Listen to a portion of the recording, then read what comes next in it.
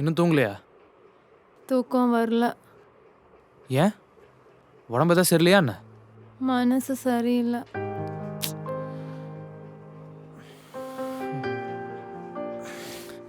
என்னாச்சு உனக்கு?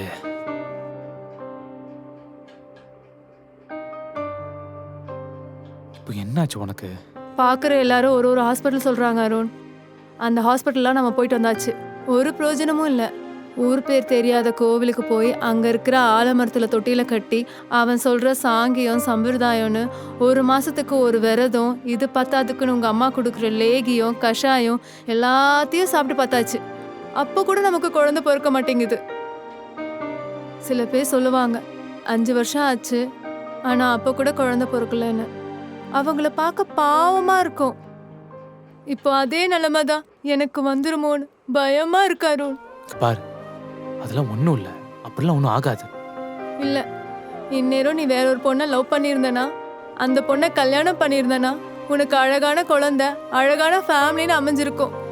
இப்போ உனக்கு அது எல்லாமே கிடைக்காததுக்கு காரணம் என்னால தானே. இவ்வளோ கஷ்டம் உனக்கு.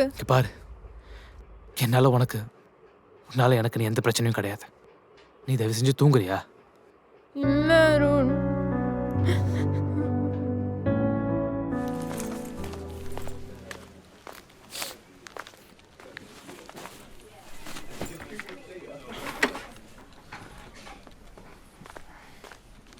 ஹே, என்ன மச்சான் 2 நாளா ஆளே காணோம் ஆஃபீஸ் பக்கம்?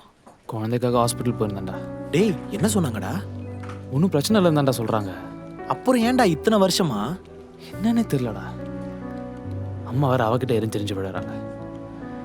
அவள் பக்கமும் நிற்க முடியாமல், எங்கள் அம்மா பக்கமும் நிற்க முடியாமல் ஒரு தலைவலியாக இருக்குடா. மச்சான், ஒன்று சொல்லட்டா? தப்பாக நினச்சிக்க மாட்டல? யாரும் என்னென்னோ கேட்குறாங்க. நீ என்னடா கேட்டுரு போகிற? கேளு. இது வரைக்கும் எத்தனை ஹாஸ்பிட்டல் போயிருப்ப? எத்தனை டெஸ்ட் எடுத்திருப்ப? அதெல்லாம் கணக்கே இல்லைடா. ஒவ்வொருத்தரும் ஒரு ஹாஸ்பிட்டல் சொல்லுவாங்க. ஏன் என்னன்னு கேட்காம போயிருக்கோம். எவ்வளவோ டெஸ்ட் எடுத்திருக்கோம். ஒரு தடவை ஹாஸ்பிட்டல் கூட்டிகிட்டு போகும்போதெல்லாம் இந்த டாக்டர் ரிப்போர்ட் செட் வந்து கொடுப்பாங்களே, அவள் எவ்வளோ கஷ்டப்படுவா தெரியுமா? என்ன பண்ணுறதுனே தெரிலடா. இவ்வளவு நாளாக இவ்வளோ ஹாஸ்பிட்டல் போனியே, ஒரு தடவை கூடவா உன்னை நீ டெஸ்ட் பண்ணிக்கணும்னு உனக்கு தோணலை?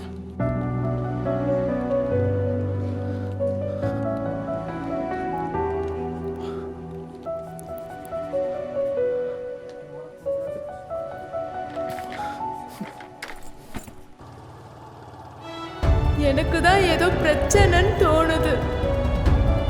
ஒருவேளை ரிசல்ட் தப்பா வந்துருச்சுன்னா நான் உன்னை விட்டு போயிடுவேன்.